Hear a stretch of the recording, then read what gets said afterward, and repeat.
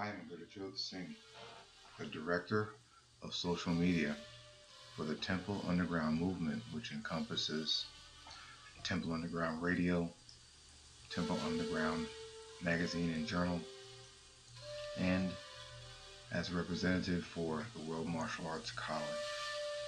I have met a man named Master Muhammad, Master Al-Wahi Muhammad. The meeting has changed my life. It has made me understand things about myself that are refining and cultivating powers that I have within myself to align to the best of what other individuals have to offer the world. I have had a recording done by Justin Watkins over some writings that Master Muhammad has given us through his book, Conversations with the Master. It is not exactly the way he wanted it, but it does reach us. It does reach me. And so, I would like to share this with you. Conversations with the Master, the reflection of a disciple, by Al-Wahi Muhammad. The following is an excerpt from Conversations with the Master, Reflections of a Disciple, by Al-Wahi Muhammad. Conversations is the journey of a young disciple as he travels from the great mountain and back again to gain wisdom, knowledge, and understanding of the universe and of himself.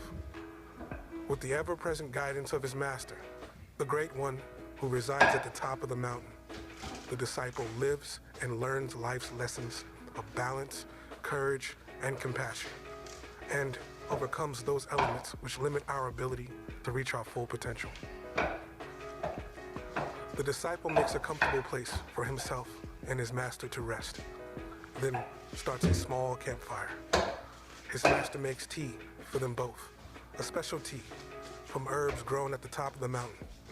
It nourishes the body totally and quenches the appetite. While they sip tea, the disciple asks, "Master, what is Tai Chi?" Tai Chi is the practice of controlling the power and force of the universe, which exists throughout humanity and all of nature. You cannot control this power unless you practice balance in yin and yang and yin. And you can't practice balancing this power if you do not realize you are the one power who has to do it.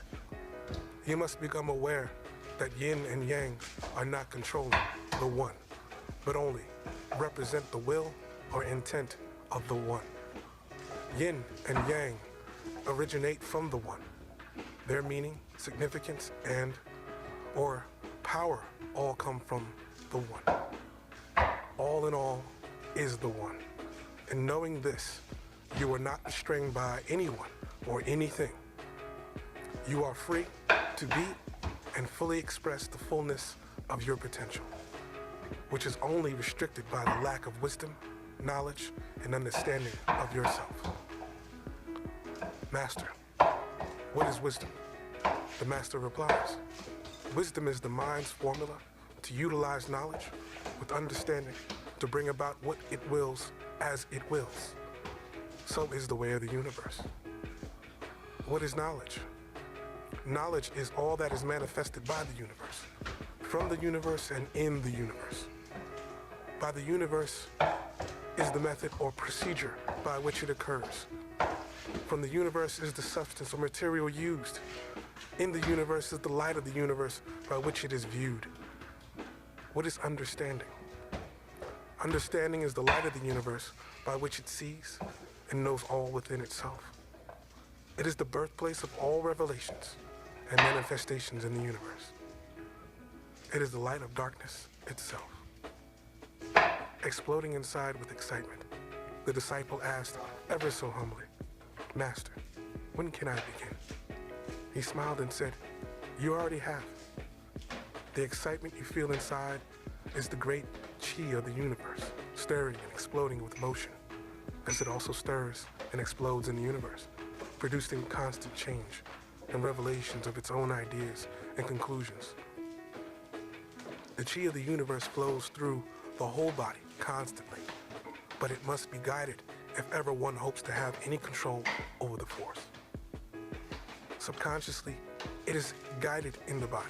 That is why we don't consciously think our internal functions, like our heartbeat or our organ functions, for it has been willed from the beginning.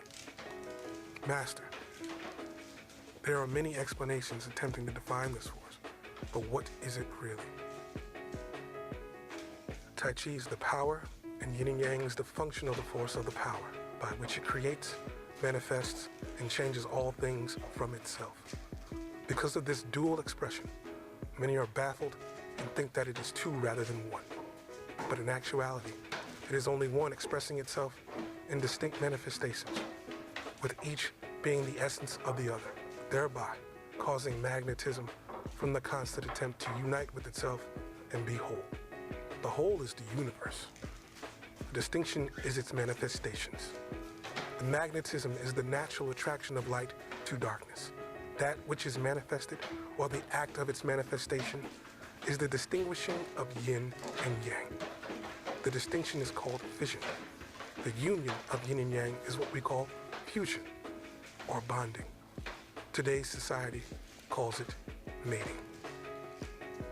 That which is manifesting must come about from the one. Only the manifester has the power to manifest. When yin and yang bond, the one, the manifester, forms its manifestations in the wholeness or oneness of itself in the void, in the emptiness of the universe. Intent is manifested, which embodies motion, and a new revelation of the one is made known. For the distinguishing of yin and yang in the universe has occurred again and revealed another idea from the universal mind. It is only natural for us to love the universe, for it is the love of self. As the disciple wipes the tears from his eyes, he's at a loss for words. The beauty of this revelation has overwhelmed his heart and taken away his voice, for he is consumed by the magnitude of the experience. His master, seeing him overwhelmed, smiles, and in the illumination of this moment says, "I have something for you." The master reaches into his bag, which he is never without, and takes out his most treasured possession. He raises the book above his head and utters the sacred words, brings it down and kisses it. He then opens it, takes out this worn, folded piece of paper, extends his hand and says, "Take this. I believe you are ready for it now. Read it, for it is the scribblings of my heart when I, too, receive the revelation of this great truth." The disciple takes the folded paper from his hand, and as he begins to read, his master walks away.